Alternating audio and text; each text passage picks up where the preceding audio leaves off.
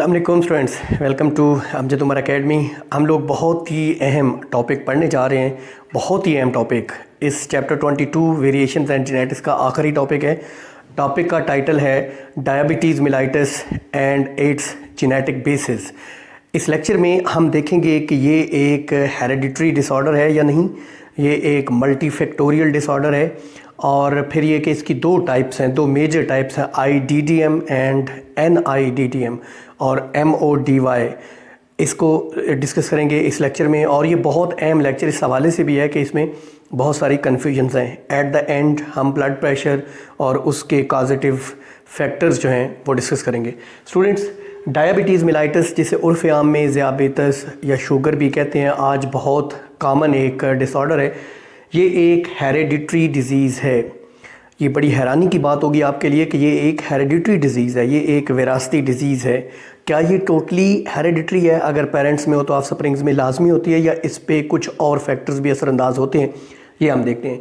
Basically diabetes mellitus से मुराद heterogeneous group of disorders. ये different किस्म के डिसऑर्डर्स का एक ग्रुप है जिनको कलेक्टिवली हम डायबिटीज़ मिलाइटस कहते हैं। ये एक डिज़ीज़ नहीं है, ये मुख्तलिफ डिजीज़ का एक कम्बो है। इसकी अलामत क्या है, इसकी सिम्टम्स क्या हैं? Elevated blood glucose level, blood glucose level high हो जाता है। ऐसे लोग जो डायबिटीज़ मिलाइटस के पेशेंट होते हैं, they are unable to metabolise sugar in their body. Basically हम जो खाना खाते हैं उसमें ग्लूकोज, जो कि स्टार्चेज़ या कार्बोहाइड्रेट्स की डाइजेस्टेड फॉर्म है, वो हमारे ब्लड में चली जाती है। ब्लड से फिर उस ग्लूकोज को सेल्स तक ले जाया जाता है, वहाँ पे उसकी मेटाबॉलिज्म होता है, उसकी यूटिलाइजेशन होती है, उसकी एरोबिक रेस्पिरेशन होती है, उससे ATP बनता है। इसके अलावा ग्लूकोज को ग्लाइकोजन में कन्वर्ट कर दिया जाता है। ग्लूकोज को लिपिड्स और प्रोटीन्स बना दी जाती हैं, जो कि बॉडी के बिल्डिंग ब्लॉक्स हैं। ऐसे लोग जो डायबिटीज़ मिलाइटस के पेशेंट हैं, उनमें ग्लूकोज मेटाबोलाइज नहीं होता, वो लिपिड्स, प्रोटीन्स या ग्लाइकोजन या ATP में कन्वर्ट नहीं होता। तो यूरिन के अंदर भी शुगर रिलीज़ होती रहती है। ज़ाहिर है ब्लड में ग्लूकोज लेवल हाई है तो हमारे किडनीज़ यूरिन के अंदर इसको रिमूव करेंगे। क्या क्या प्रॉब्लम्स हो सकते हैं डायबिटीज़ मिलाइटस की वजह से? किडनी फेलियर हो सकता है, क्योंकि किडनी को बहुत सारा काम करना पड़ेगा। बहुत सारा काम क्यों? क्योंकि ब्लड थिक हो जाएगा, ब्लड के अंदर ग्लूकोज लेवल, सोल्यूट लेवल बढ़ जाएगा, तो किडनीज़ को काम करना पड़ेगा, किडनीज़ फेल हो सकते हैं। एडल्ट ब्लाइंडनेस, एडल्ट अभी एजड नहीं हुए लोग, अभी बहुत बूढ़े नहीं हुए, लेकिन उनकी आई साइट ख़त्म हो जाएगी, अंधापन आ जाएगा, और अंधापन आने की वजह हाई ग्लूकोज लेवल हो सकता है। लोअर लिम्ब एम्पूटेशन, एम्पूटेशन का मतलब होता है काट देना। जो पाँव है वो स्वेल अप हो जाते हैं sugar, high level of sugar in blood की वजह से, और पाँच औकात पाँव काटने पड़ते हैं। और हार्ट डिजीज़ हो सकती हैं। ज़ाहिर है जब ब्लड थिक हो जाएगा, ग्लूकोज लेवल हाई हो जाएगा, तो हार्ट को बहुत ज़्यादा वर्क करना पड़ेगा to pump that thick blood, जिसकी वजह से हार्ट इश्यूज़ भी हो सकते हैं। हाई ब्लड ग्लूकोज लेवल को हाइपरग्लाइसीमिया भी बोलते हैं। ये दोनों टर्म्स हम पहले पढ़ चुके हैं, हाइपरग्लाइसीमिया और hypoglycaemia. Hyper mean high, glycaemia glucose level in the blood. Types of diabetes mellitus. Diabetes mellitus की दो मेजर टाइप्स हैं, टाइप 1 एंड टाइप 2। टाइप 1 को इंसुलिन डिपेंडेंट डायबिटीज़ मिलाइटस भी कहते हैं, IDDM, और टाइप 2 को non insulin dependent diabetes mellitus भी कहते हैं, NIDDM। राइट, हम पहले देखेंगे IDDM। इसको जुवेनाइल डायबिटीज़ भी कहते हैं, क्योंकि ये जुवेनाइल यंग लोगों को होती है, 40 ईयर्स एज से पहले होती है। इसका नाम है इंसुलिन डिपेंडेंट डायबिटीज़ मिलाइटस। ये 40 साल से पहले होती है। इसमें इंसुलिन प्रोड्यूस नहीं हो रहा, इसमें इंसुलिन प्रोड्यूस नहीं हो रहा, सो इन लोगों को एक्सोजीनस इंसुलिन देना पड़ता है।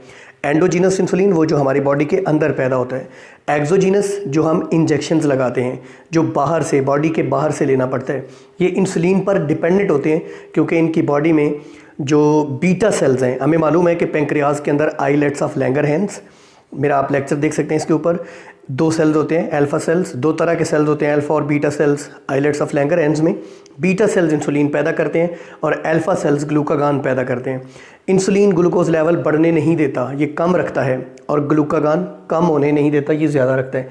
बेसिकली ऑटो इम्यून डिजीज़ या ऑटो इम्यून डिसऑर्डर, ये एक ऐसा डिसऑर्डर होता है जिसमें आपकी बॉडी का इम्यून सिस्टम आपके टिश्यूज़ या बॉडी सेल्स के ऊपर अटैक कर देता है और उनको डीजनरेट या डिस्ट्रॉय कर देता है।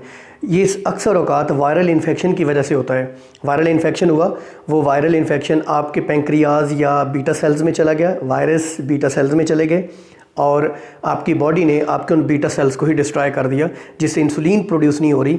लेकिन इंसुलिन अगर बाहर से लगाई जाए तो वो वर्किंग करेगी। इसको इंसुलिन डिपेंडेंट डायबिटीज़ मेलाइटिस या जुवेनाइल डायबिटीज़ कहते हैं, क्योंकि ये 40 ईयर्स से अर्ली हो सकती है। बीटा सेल्स डिस्ट्रॉय हो सकते हैं, एक्सोजीनस इंसुलिन लगानी पड़ती है। इंसुलिन प्रोटीन को कोड करने वाली जीन क्रोमोसोम नंबर 11 के शॉर्ट आर्म पर प्रेजेंट है। हम अगर जेनेटिक बेसिस देखें आईडीडीएम की, तो शुरू में ऐसे लगता था जैसे ये एक सिंगल जीन के अंदर म्यूटेशन आई है, लेकिन ये एक सिंगल जीन, ये एक पॉलीजेनिक ट्रेट है। जैसे गंदम के दाने का रंग एक पॉलीजेनिक ट्रेट है, जैसे हमारा स्किन कलर, हमारी हाइट, हमारा वेट, हमारी इंटेलिजेंस, ये सारे पॉलीजेनिक ट्रेट्स हैं। एक से ज़्यादा जीन्स मिलकर इन ट्रेट्स को कंट्रोल करती है। बिल्कुल इसी तरीके से आईडीडीएम भी एक पॉलीजेनिक ट्रेट है और इन्वायरमेंटल इन्फ्लुएंस भी होता है, यानी वायरस अब इन्वायरमेंट से। ये पॉलीमार्फिज्म यानी एक से ज़्यादा अलील्स अगर एक जीन में प्रेजेंट हो तो उनको मल्टीपल अलील्स, और ऐसे ट्रेट को पॉलीमार्फिक ट्रेट भी कहते हैं। तो ये इसकी वजह से होता है, यानी ये एक मल्टीफैक्टोरियल ट्रेट है, एक पॉलीजेनिक है और फिर एनवायरमेंटल भी। जैसे हमारी इंटेलिजेंस है, एनवायरनमेंट भी असरअंदाज होता है और मैनी जीन्स भी असरअंदाज होती हैं। दूसरी किस्म है NIDDM, non insulin dependent diabetes mellitus, जिसको टाइप 2 डायबिटीज़ मेलाइटिस भी कहते हैं। इसके आगे मैंने एडल्ट ऑनसेट डायबिटीज़ मेलाइटिस लिखा है, वो मैं एंड पे बताऊंगा। Maturity onset diabetes of the young students. जो 90% डायबिटीज़ के केसेस होते हैं वो NIDDM होते हैं, non insulin dependent diabetes mellitus होते हैं। इसमें क्या है, एंडोजीनस इंसुलिन प्रोड्यूस नहीं होती, सॉरी एंडोजीनस इंसुलिन प्रोड्यूस होती है लेकिन उसका रिस्पांस नहीं होता, वो ग्लूकोज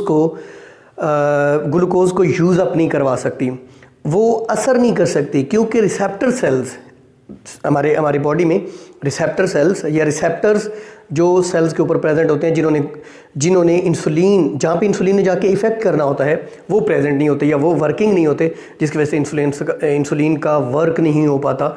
इसको कहते हैं नॉन इंसुलिन। इस सूरत में आप बाहर से अगर इंसुलिन लगाएं भी तो उसका इफेक्ट नहीं होगा, क्योंकि ये इंसुलिन रिसेप्टर्स काम नहीं कर रहे, इंसुलिन इनसेंसिटिविटी हो गई है। ठीक है जी, तो इंसुलिन रेजिस्टेंस पैदा होगी बॉडी के अंदर। ये 40 ईयर्स के बाद होती है और ओबीज़ लोगों में ज़्यादा कॉमन है, इसलिए कि ओबीज़ लोग जो होते हैं वो एक्सरसाइज नहीं करते, उनके ये जो रिसेप्टर्स हैं वो ज़्यादा इनसेंसिटिव हो जाते हैं, इंसुलिन काम नहीं कर पाता, और ऐसे लोग टाइप 2 डायबिटीज़ मेलाइटिस के पेशेंट कहलाते हैं। एक्सरसाइज जब हम करते हैं, वॉक करते हैं, रनिंग करते हैं, जॉगिंग करते हैं, उससे वो रिसेप्टर सेल्स की सेंसिटिविटी इंक्रीज़ होती है, जिससे इंसुलिन की वर्किंग बढ़ जाती है, जिससे ग्लूकोज का दूसरे कन्वर्जन जो है वो इजी हो जाता है और इससे शुगर के असरात कम हो जाते हैं। स्टूडेंट्स, आखिरी बात, MODY maturity onset diabetes of the young.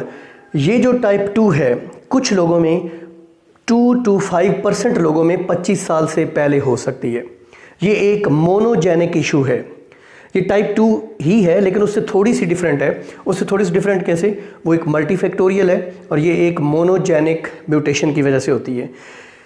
इसकी रीजंस क्या है, एक एंजाइम जिसका नाम है ग्लूकोकाइनेज, वो ग्लूकोज को, जब ग्लूकोज को ATP में कन्वर्ट करना होता है, वो ग्लूकोज को ग्लूकोज 6 फॉस्फेट में कन्वर्ट करता है।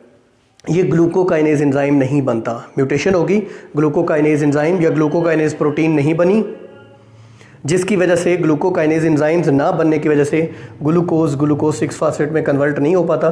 स्टूडेंट्स, कुछ 4 और म्यूटेशंस भी हो सकती हैं जो ट्रांसक्रिप्शन फैक्टर्स, जो पेंक्रियाज के अंदर, ट्रांसक्रिप्शन अब क्या है, DNA से RNA बनना, RNA से प्रोटीन बनना, DNA से RNA बनने को ट्रांसक्रिप्शन के अंदर मुख्तलिफ फैक्टर्स हैं, मुख्तलिफ एंजाइम्स हैं जो काम करते हैं।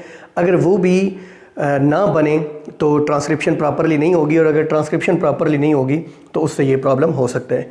जो ये ऑटोसोमल डोमिनेंट ट्रेट हो सकता है। 50% MODY केसेस जो हैं वो म्यूटेशन इन ग्लूकोकाइनेज जीन की वजह से, 4 और भी म्यूटेशन हो सकती हैं, लेकिन 50% जो MODY के केसेस हैं वो किस वजह से होते हैं, वो म्यूटेशन इन ग्लूकोकाइनेज जीन, जो ग्लूकोकाइनेज एंजाइम बनाती है, ग्लूकोज 6 फॉस्फेट में कन्वर्ट नहीं होगा। स्टूडेंट्स, ब्लड प्रेशर एक येलो बॉक्स दिया हुआ है, ब्लड प्रेशर भी एक मल्टीफैक्टोरियल ट्रेट है।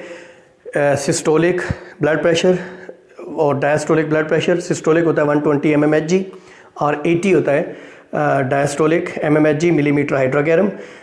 पेरेंट्स और उनके ऑफस्प्रिंग के दरमियान इसका रिलेशन है, इसका मतलब ये भी हेरिडिटरी है और इसके ऊपर इन्वायरमेंटल इन्फ्लुएंस भी है, जैसे डाइट का असर है, जैसे स्ट्रेस का असर है और टेंशन का असर है। ये ब्लड प्रेशर जिसको आप हाइपरटेंशन भी कहते हैं, तो ब्लड प्रेशर या हाइपरटेंशन भी एक मल्टीफैक्टोरियल डिसऑर्डर है और डायबिटीज़ मेलाइटस भी एक मल्टीफैक्टोरियल डिसऑर्डर है। आप कहेंगे कि सर बॉडी में भी इंसुलिन प्रोड्यूस नहीं हो रहा या इंसुलिन का इफ़ेक्ट नहीं हो रहा। इंसुलिन का इफ़ेक्ट क्यों नहीं हो रहा? क्योंकि एक एंजाइम नहीं है जो ग्लूकोज को ग्लूकोज 6 फास्फेट में कन्वर्ट करे। ये है तो टाइप 2 डिजीज़, ये है तो इसी की एक ब्रांच। ये इससे कैसे डिफरेंट है? यहाँ पे भी ये इससे कैसे डिफरेंट है? ये एक पॉलीजेनिक है और ये एक मोनोजेनिक है और this is all about this topic.